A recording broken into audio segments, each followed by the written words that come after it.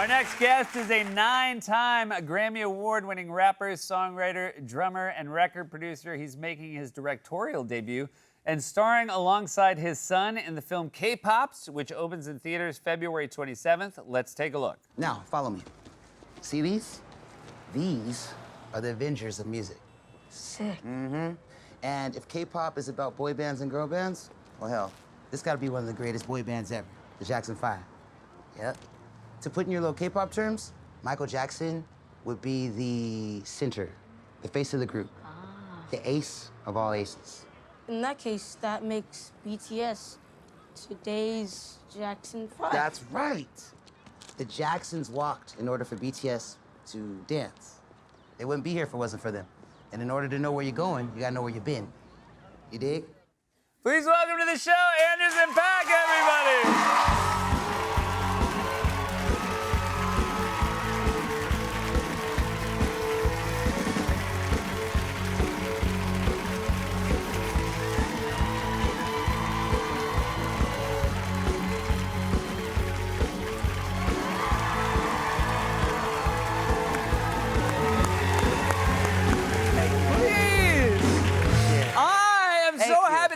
I've been a fan for a long time, and to get to talk to you about your directorial debut is very exciting. It is, man. And that's your actual son. Yes, I'm pretty sure. Yeah, Yeah. it is. Yeah.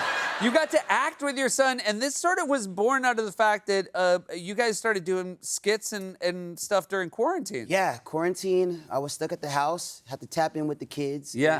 And he was obsessed with two things, being a YouTuber and K-pop. I didn't know about either of them. Right.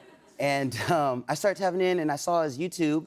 He was playing video games and stuff, and I thought that was cool. But I was like, son, we should do like some skits, and we should do some like, funny bits. And that's what I used to do with my sisters. Like, we used to make home videos and, do all kinds of stuff like that. And then I went over and saw this K-pop stuff, and I was like, okay. And that's when I knew I was becoming a parent, because I was like, you don't know what that's really from. I know you know about K-pop. What you know about Tupac? I know you know about BTS, what you know about BET? And so I started realizing, okay, yeah, I'm really getting old. And also, like, I started getting really inspired. You know? I was like, I want to write something. This could be fun. Now, I believe you and see you as a very cool person. Does he think you're cool? Absolutely not. Okay, great. Yeah. I take relief from that. Yeah, there was a time. Yeah. When I was writing the script, he was about 8 years old. Movies take forever. Yeah. So by the time we started shooting, he was like 11 years old, and he's like, I don't like K-pop anymore. I like Slipknot. I'm like, Slipknot? All right, I can figure this out. I can't change this to Slipknot. Contractually, this is gonna be, I'm binded, son. We owe a lot of people, so yeah, Yeah, he doesn't know. You got to teach him contracts. Exactly. Yeah. He learned for sure. Yeah. Can I actually, I'm going to use that transition to talk about contracts because you have a lot of tattoos. So these are tattoos of just some legends. I mean, you could probably teach your son a lot of music history from just showing him the tattoos. Yeah, those are my Avengers. So those are your Avengers. Yep. But then you also have a tattoo of Animal. From the Muppet Show. Yep. And but underneath Animal, you have it looks like this is a legal disclaimer. It is. Yeah. Can you read it for me real quick? When I'm gone, please don't release any posthumous albums or songs with my name attached. Those were just demos and never intended to be heard by the public. That is. I mean, you must really be worried if you want to put that on you. I'm real particular. Well, you are very particular, and I read the reason. We were talking about how you have a dot in your name. Yeah. What does that represent, and detail. why is that? The detail. Yeah, detail. When someone like John Hamm or legends come on, you want them to remember you. And I was overlooked for so many years, and I felt like that's like my green M&M. Like, because you guys overlooked me for so many years, I'm gonna make y'all put that dot. If you don't put that dot, it's gonna say a lot about you. You talk about being overlooked for many years, and now you have 9 Grammys. Congratulations. Thank you. That's no small thing. Four of those you won with Silk Sonic with Bruno Mars. There's you and Bruno. Bruno Mars. What was? How did this collaboration first start? I opened for him in 2016, the 24 Karat Magic Tour. He took me on the road, and then I didn't hear anything from him because that record was so big. But then during quarantine, he hit me up. He's like, "What you doing?" I'm like, "Nothing." And he's like, "Yeah, I ain't doing nothing either. Like, why don't you come to the studio?" And he was working on music, and some of the music that he was working on was stuff that we started on tour. And he was like still working on it for years. And I got in there in the booth and started working and doing music. And the next day he's like, all right, we're starting a group. We're wearing bell bottoms. It's gonna be me and you. This is the name of it. The first name was like Ivory Horse or like something weird like that. Yeah. And then, yeah, I was like, if we get the name together, I might do this. And You, we went with Silk Sonic. Silk Sonic's a great name. You also you have some alter egos. Yeah. Is that correct? Personas. These are all fantastic looks, by the way. Thank you. Each one Yeah. better than the last. Thank you. But while we're talking about names, let me run down some of your different personas. There's Breezy Lovejoy. DJ Pee Wee. Yep. Cheeky Andy. Yeah. Do you have a favorite of those? Oh, man, Breezy Lovejoy is kind of cool. That's like the genesis. Yeah, you know. Is Breezy photographed here? Is there Breezy Lovejoy is not photographed there. Okay, gotcha. Yeah, Breezy's very hard to capture on camera. very heavy set. Yeah. Very gassy, too, yeah. I obliterated your bathroom. You did? Oh, no. Obliterated it.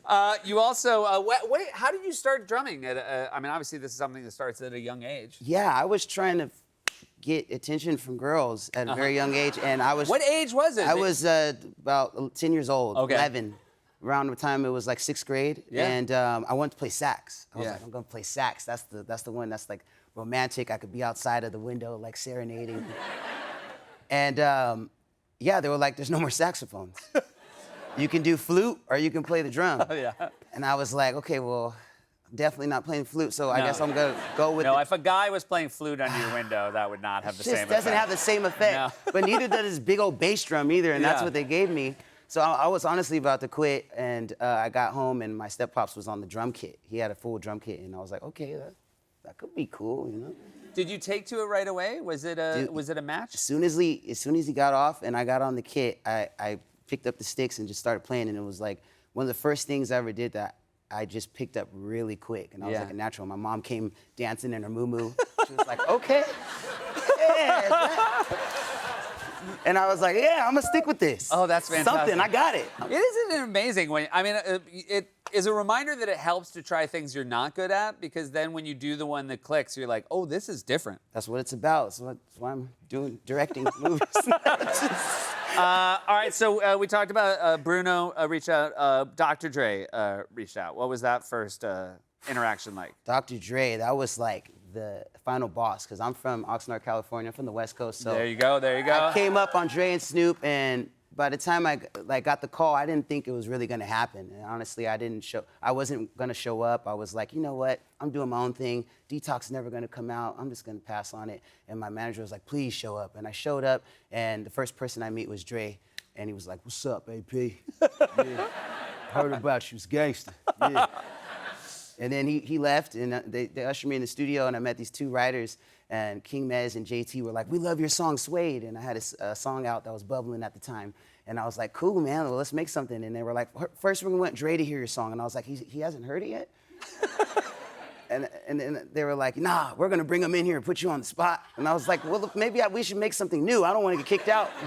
And they brought him in, man, and they put the music on, and I didn't know where to look. I just looked at the floor. I was gonna say, like, that would be so stressful. Yeah. When you make music, one of the great things I would imagine is people listen to it without you being in the room. Right.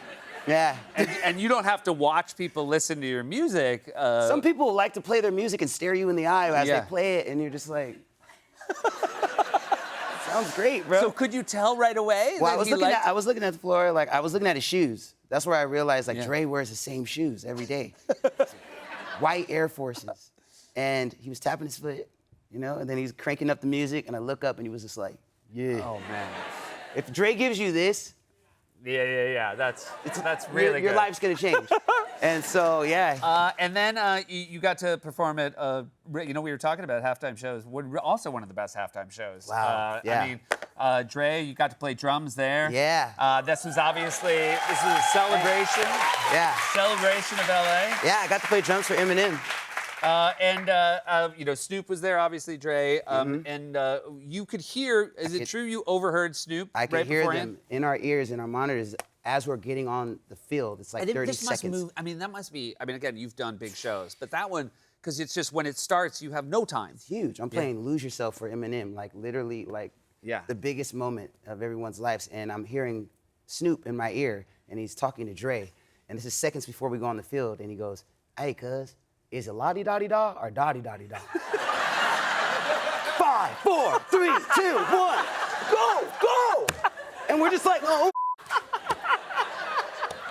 my sticks, they're in the, just go! Yeah, it was insane, man. So That is, I mean, it's really, that is peak Snoop to hear him ask that question. And he's the coolest guy. So Yeah. He's like, you know. Yeah, I like that he did. It does not sound like he was worried either. He wasn't. Yeah.